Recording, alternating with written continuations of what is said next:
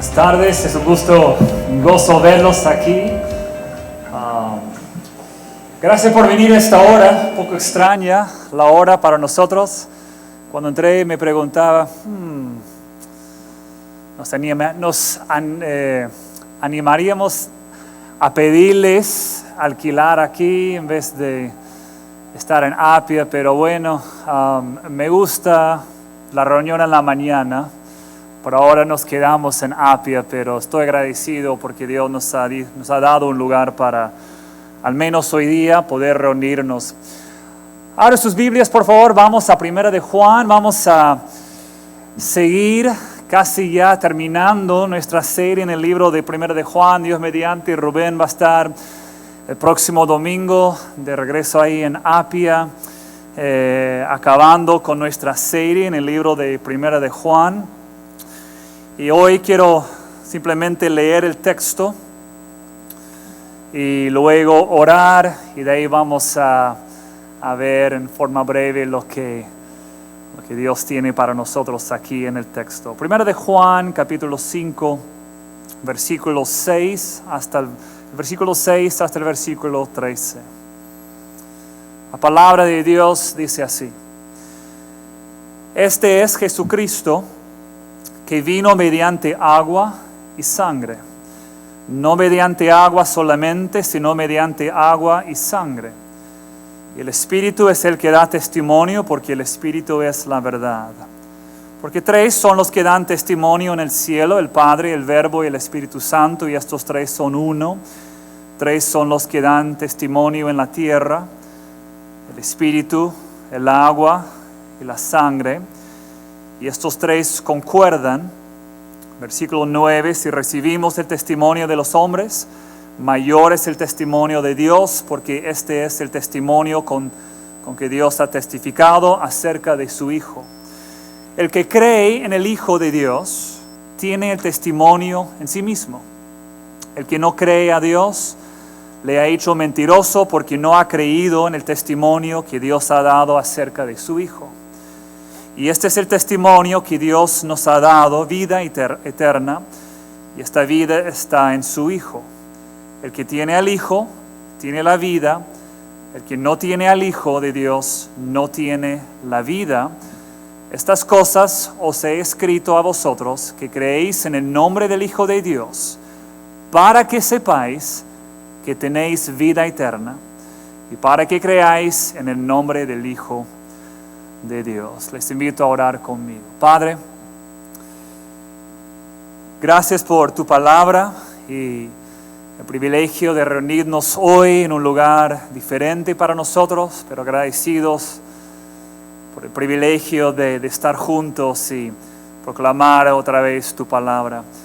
Te pido que me llenes del Espíritu Santo para poder explicar y proclamar lo que Juan, el apóstol, inspirado por ti, nos ha escrito aquí.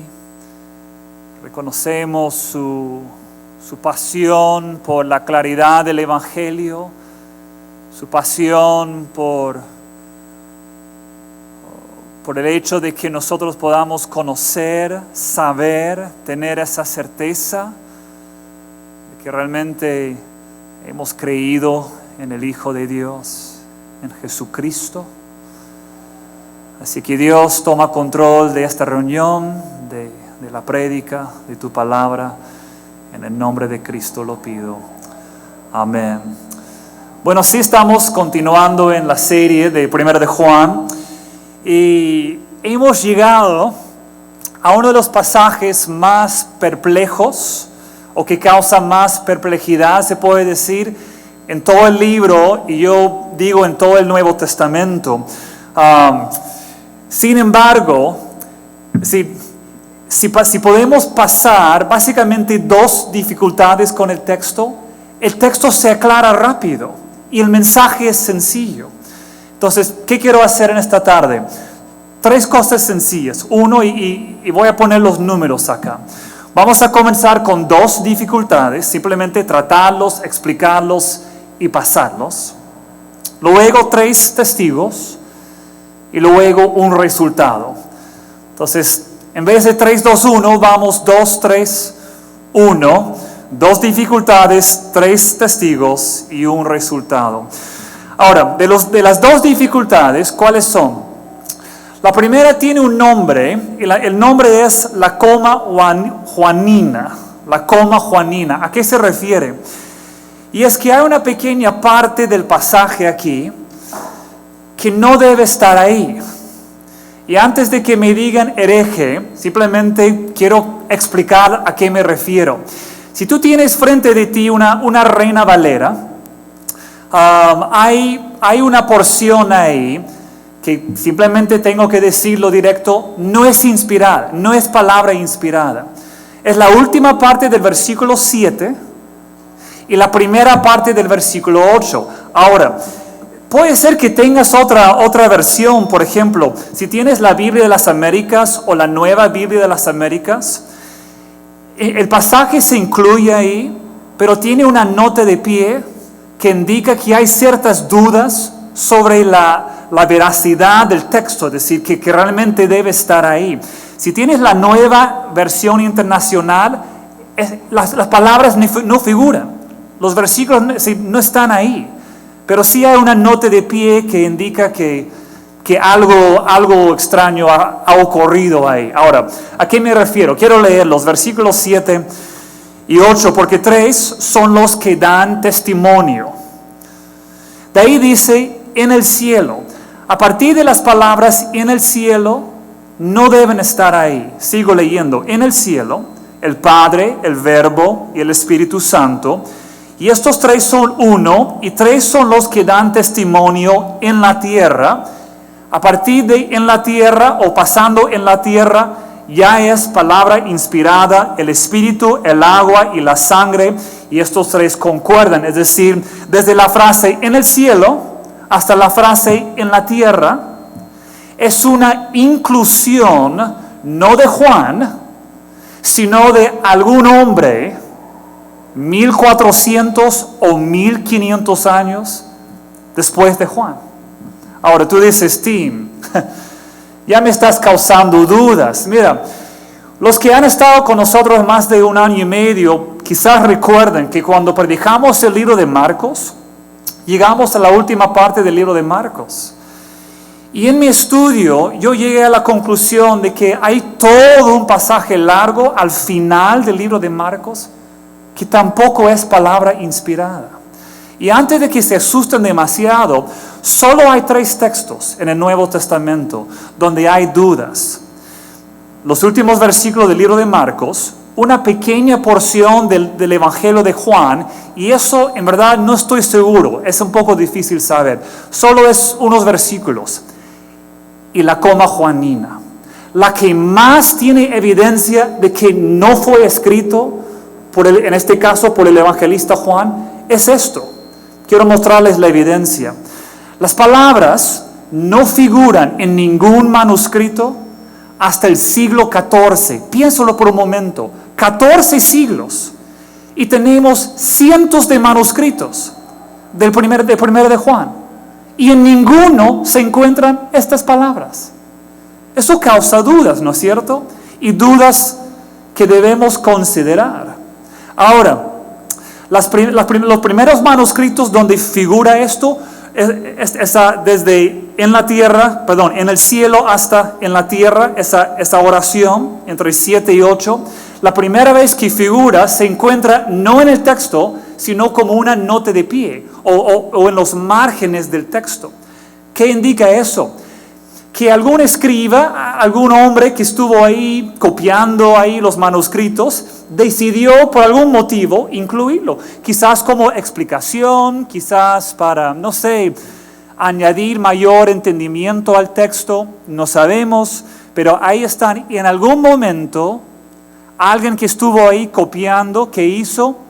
Lo tomó y lo puso dentro del texto.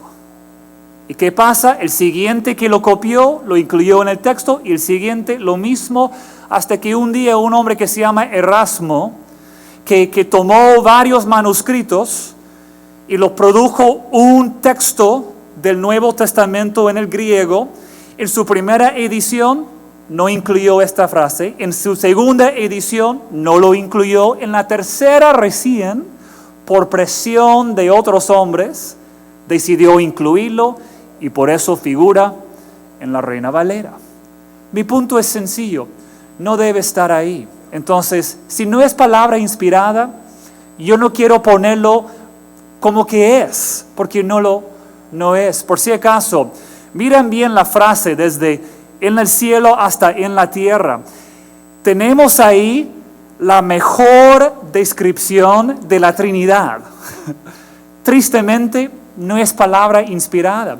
Yo no estoy negando de lo que dice sea cierto. Yo creo lo que dice, pero solo quiero que sepan que no es palabra inspirada. Y es interesante que los padres de la iglesia en los primeros siglos, cuando estuvieron en debates acerca de qué tema, justo la Trinidad, la definición de la Trinidad, ninguno de los padres de la iglesia cita esta oración. Y nos preguntamos, si hubieran tenido conocimiento de esta oración, ¿por qué no lo citaban en sus debates? Es lógico, no lo conocían, porque Juan no lo escribió. Ese es el primer problema, es la primera dificultad con el texto y simplemente quiero que sepan, esa frase no es palabra inspirada. ¿Cuál es la segunda dificultad? Son dos dificultades. La segunda tiene que ver con este tema del agua y la sangre.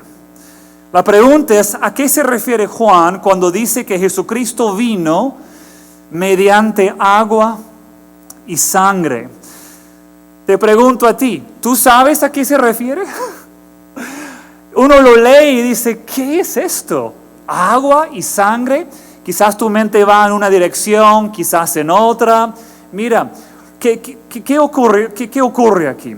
De hecho, cuando Juan lo escribió, hubo un contexto que es desconocido para nosotros. Seguro que cuando lo escribió era algo muy entendible para el contexto de sus lectores. Y simplemente ese contexto es desconocido para nosotros. La historia de la iglesia ha habido simplemente o básicamente tres posibilidades en cuanto a qué se refiere Juan con agua y sangre. Quiero que miren, por ejemplo, el versículo 6. Este es Jesucristo que vino mediante agua y sangre, no mediante agua solamente, sino mediante agua y sangre. ¿Cuáles son las tres posibilidades en cuanto a una definición de agua y sangre? Algunos lo relacionan con la lanza que metieron al cuerpo de Cristo. Porque es Juan, que en Juan 19, versículo 34 dice, pero uno de los soldados le abrió el costado de Cristo, de Jesús, con una lanza y al instante salió sangre y agua. Y como es Juan el único que nos cuenta eso, algunos, como por ejemplo el San Agustino, relacionan ese agua y sangre con lo que Juan dice aquí en 1 de Juan. El problema es que Juan dice, este es Jesucristo que vino mediante agua y sangre. Y es un poco difícil entender si se refiere a lo que el agua y sangre que salió de su cuerpo, ¿qué significa que vino mediante agua y sangre? Si es eso, no lo entiendo, no me parece una posibilidad factible. Hay otro, y es que otros dicen que este de agua y sangre se refiere a las dos ordenanzas de la iglesia.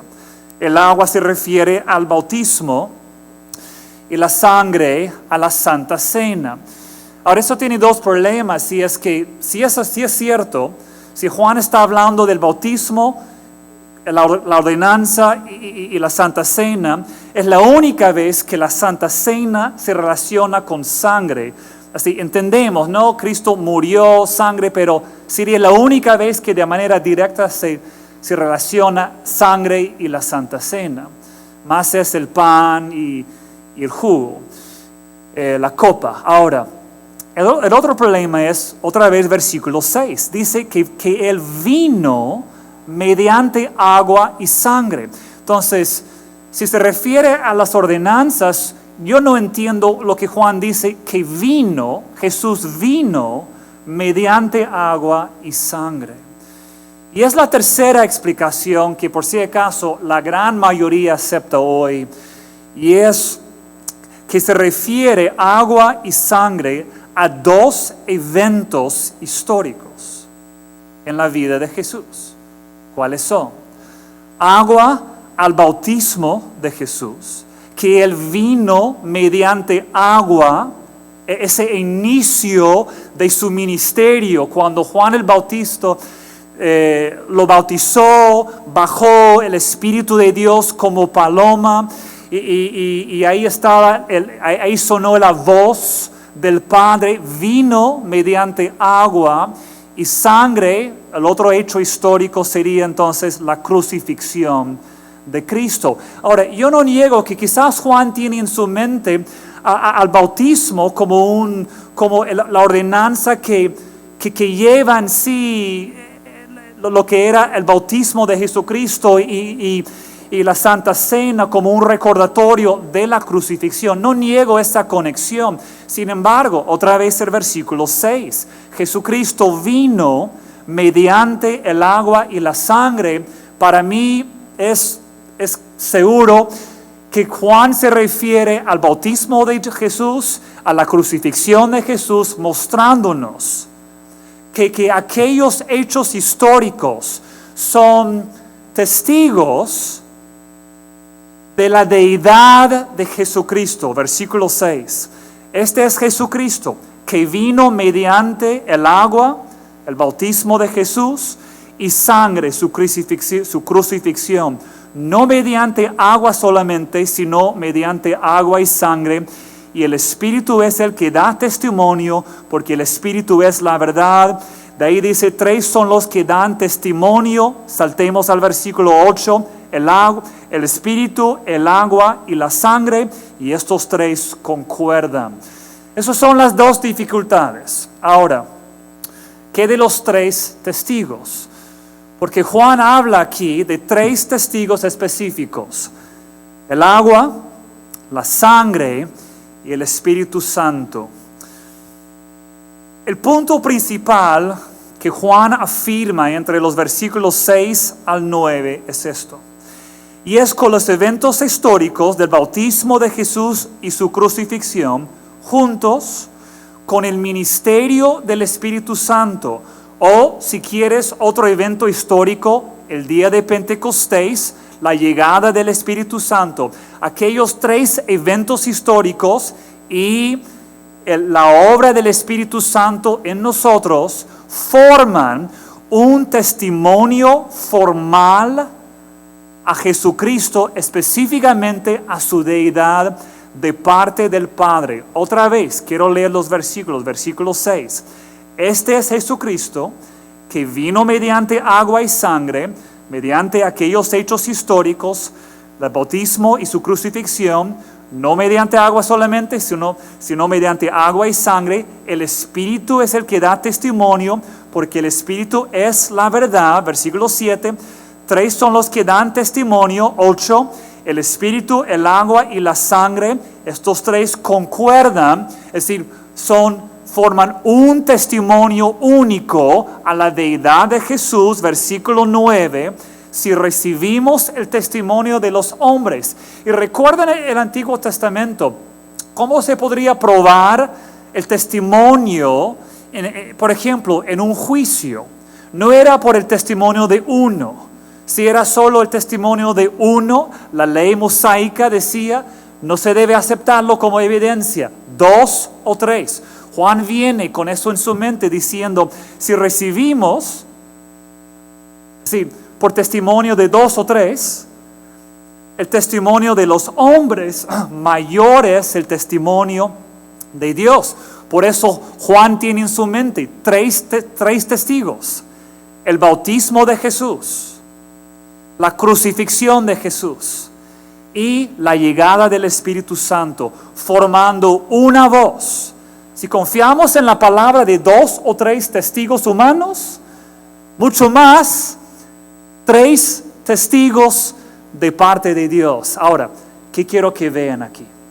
Que en esas 3 ocasiones, el bautismo de Jesús, la crucifixión de Jesús y el día de Pentecostés, la llegada del Espíritu Santo en el día de Pentecostés. En aquellas tres ocasiones vemos a Dios el Padre dando voz formal, testimonio formal o a la deidad de Jesús o a la necesidad de su muerte o a la obra del Espíritu Santo por medio del Evangelio en nosotros. Por ejemplo, ¿qué ocurrió en el bautismo de Jesús? Aquí estoy leyendo de Marcos 1, 9 al 11. Aconteció en aquellos días que Jesús vino de Nazaret de Galilea y fue bautizado por Juan el Bautista, en el Jordán. Y luego, cuando subía del agua, vio abrirse los cielos y el Espíritu como paloma que descendía sobre él. Y vino una voz de los cielos, el voz del Padre, que decía: Tú eres mi Hijo amado, en ti tengo complacencia. ¿Qué vemos? Es Dios el Padre, por medio del Espíritu Santo, dando testimonio a la deidad del Hijo. Es testimonio formal. Mi Hijo amado. Uno debe pensar en el versículo más conocido de toda la Biblia, Juan 3, 16. Porque de tal manera amó Dios al mundo que ha dado a su Hijo unigénito, para que todo aquel que en él cree no se pierda, mas tenga vida eterna. En el bautismo de Jesús era Dios el Padre dando testimonio formal de la deidad de Jesús. Luego, ¿qué de la crucifixión? El testimonio de Dios en la crucifixión de Cristo se ve en los eventos milagrosos que ocurrieron el día que Jesús murió. Quiero leer una pequeña porción del libro de Mateo, capítulo 27. Y he aquí, el velo del templo se rasgó en dos. Se rasgó en dos, de arriba abajo. Era un hecho milagroso, un acto milagroso de Dios, con un significado de hecho, no que el camino a Dios por medio de Jesús se abrió. Pero por un momento fíjense en el acto milagroso. El velo del templo se rasgó en dos, de arriba abajo. Y la tierra tembló, hubo un pequeño terremoto ese día. Quizás no tan pequeño. Y las rocas se partieron, no tan pequeño. Y se abrieron los sepulcros. Y muchos cuerpos de santos que habían dormido se levantaron.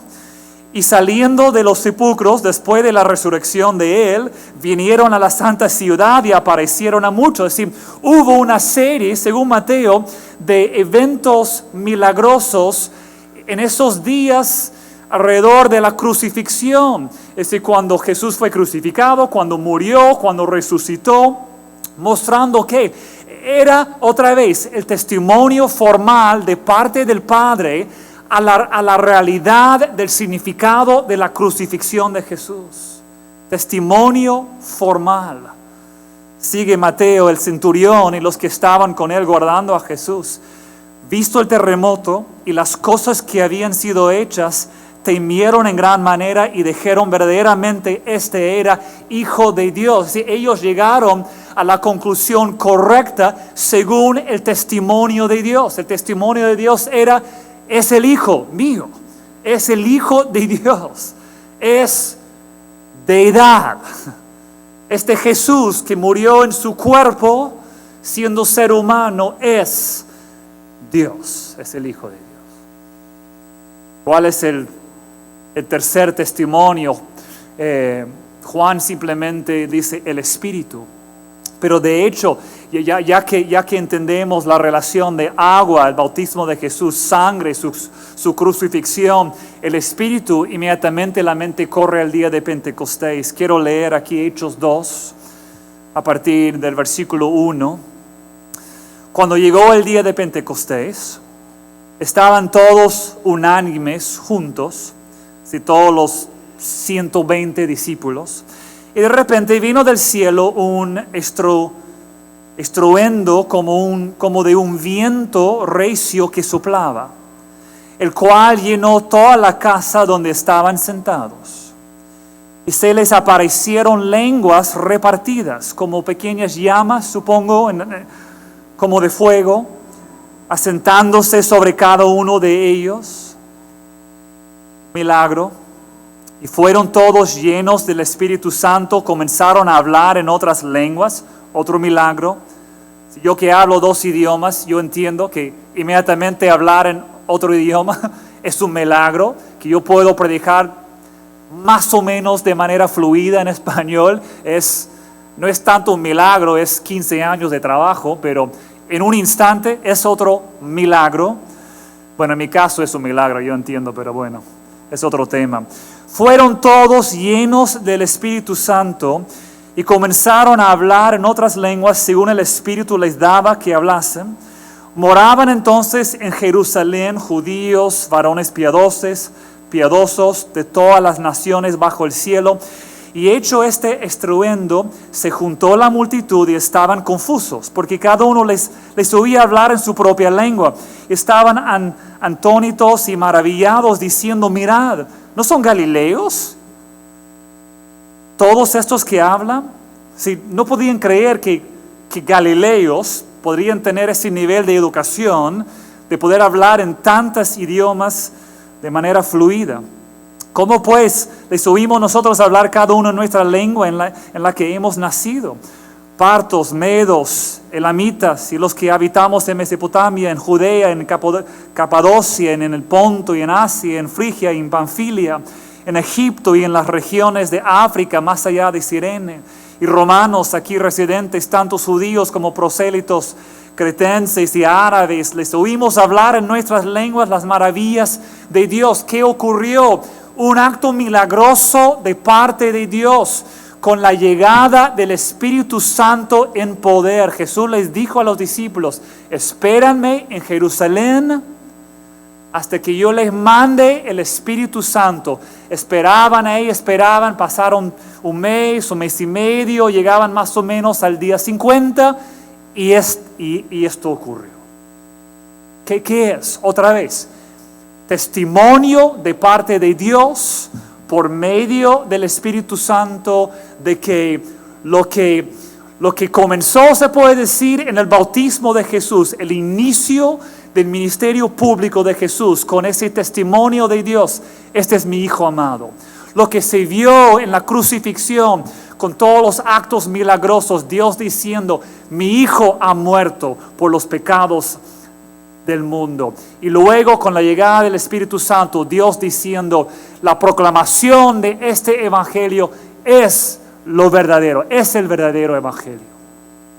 3 testimonios, 3 testigos a la verdad del evangelio de Jesucristo, su deidad, su obra como nuestro Salvador, el rol del Espíritu Santo, etcétera, etcétera. Pedro termina ahí en Hechos 2, versículo 36, termina su prédica después de aquel acto del Espíritu Santo, termina diciendo: sepa pues ciertísimamente toda la casa de Israel que a este Jesús, a quien vosotros crucificasteis, Dios le ha hecho Señor y Cristo. Es decir, testimonio, testimonio, testimonio. Lo que han visto es cierto, solo hay salvación por medio de Jesús, su crucifixión, el que Dios ha hecho Señor y Cristo. Ahora, 2 dificultades, 3 testigos, terminamos con un resultado. Y la pregunta clave aquí al final del pasaje, ponlo a partir del versículo 10, la pregunta clave es: ¿cómo puede una persona saber que realmente tiene la vida eterna? Es decir, todo esto, todo el testimonio, los 3 testimonios del bautismo de Jesús, de su crucifixión, del día de Pentecostés y la obra del Espíritu Santo, todo apunta a algo para nosotros. que es vida eterna. Si Jesucristo vino, piensa en su bautismo, vino, el Hijo amado vino para sufrir, vino para nosotros, no para Él mismo, vino para nosotros. Fue crucificado para nosotros. Dios mandó al Espíritu Santo para nosotros. ¿Para qué? Para que podamos tener esa certeza de que realmente tenemos vida. ¿Qué tipo de vida? ¿Qué calidad de vida? Vida de calidad eterna. ¿Cómo puede una persona saber que realmente tiene la vida eterna? La respuesta, una persona puede saber que tiene la vida eterna por creer el testimonio que Dios ha dado. ¿Por qué los 3 testigos? ¿Por qué 3 testimonios? Es para llamarnos a creer. Piénsalo por un momento. Hechos históricos. No se refiere a cosas místicas. Son hechos históricos. 4 evangelios. Sí, años y años de testimonio, la iglesia creciendo. Si hubiera sido todo algo falso, si Jesús nunca fue bautizado, si no ocurrieron estas cosas, ¿cuánta gente se hubiera levantado para decir, los cristianos simplemente son mentirosos, no pasa nada? Pero no es lo que ocurrió. Lo que ocurrió es un crecimiento tremendo. Y nos encontramos aquí 2000 años, casi 2000 años después, proclamando en esencia el mismo evangelio. El testimonio importa. Testigos oculares ahí, la gente como Juan el Bautista que observó lo que ocurrió. El centurión, su reacción ya grabada de manera histórica. Gente que vio a Jesús resucitado, más de 500, dice Pablo. ¿Por qué? Para llamarnos a la fe, a creer lo que históricamente se ve. Creer estos 3 testimonios, estos 3 testigos. Quiero leer los versículos 10 al 12. El que cree en el Hijo de Dios tiene el testimonio en sí mismo. El que no cree a Dios le ha hecho mentiroso. Si tú no crees lo que Dios, el Padre, porque en los 3 casos, el bautismo, la crucifixión y Pentecostés, en los 3 casos era Dios el Padre dando su voz formal, su testimonio formal acerca de Jesús, su deidad, siendo Él el Hijo amado, el Salvador del mundo. Dios el Padre poniéndose como testigo. Si no crees el evangelio, es un rechazo de lo que Dios ha dicho. Básicamente, como Juan lo dice, haces que Dios sea mentiroso. Porque no ha creído, le ha hecho mentiroso el que no cree a Dios, porque no ha creído en el testimonio que Dios ha dado. Tú dices, yo quiero más evidencia. Quiero que Jesucristo aparezca en un sueño y que me hable. Y si fueras a hablar así a Dios, Dios te va a decir, pues ya te di testimonio. Ya te he dado palabra escrita, probada por 2000 años. Ya en el bautismo de Jesús, en la crucifixión, en la resurrección, en el día de Pentecostés, hechos históricos probados por mucha gente. ¿Por qué me pides más? Te diría Dios. Cree lo que te he dado. ¿Recuerdan esa parábola del hombre rico que junto con Lázaro, el pobre, murieron?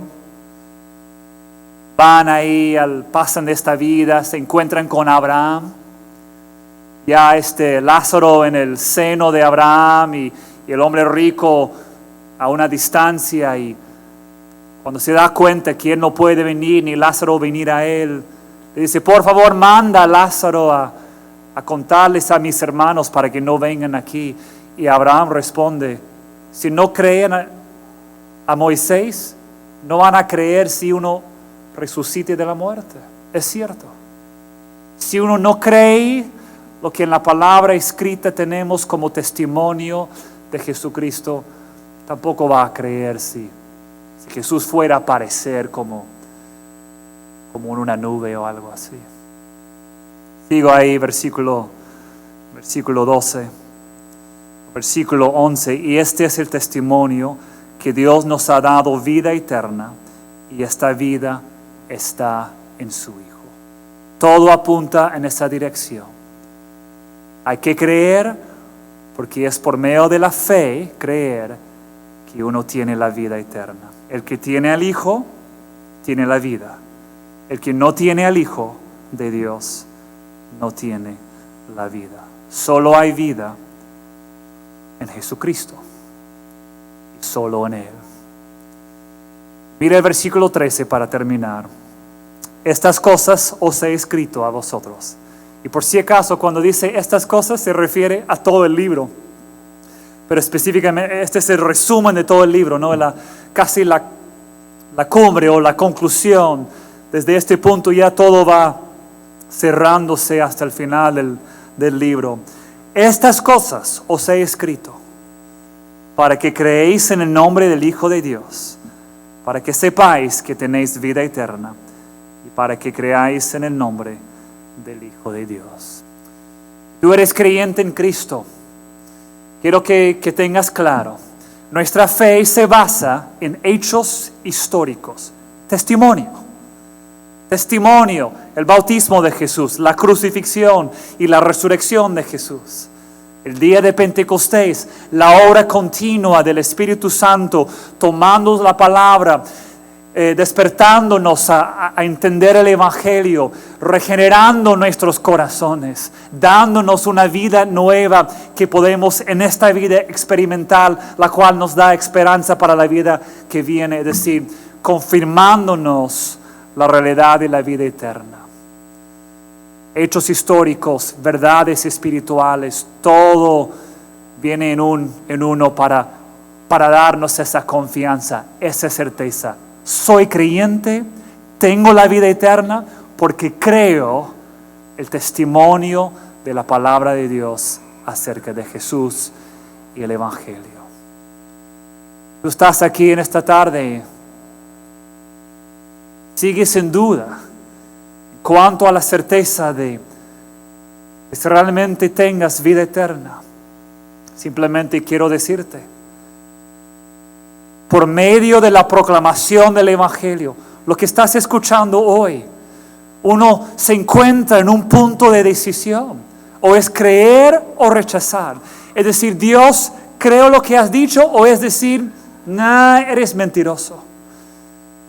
Simplemente quiero que sepas, no quieres terminar diciéndole a Dios, no creo el testimonio que tú me has dado.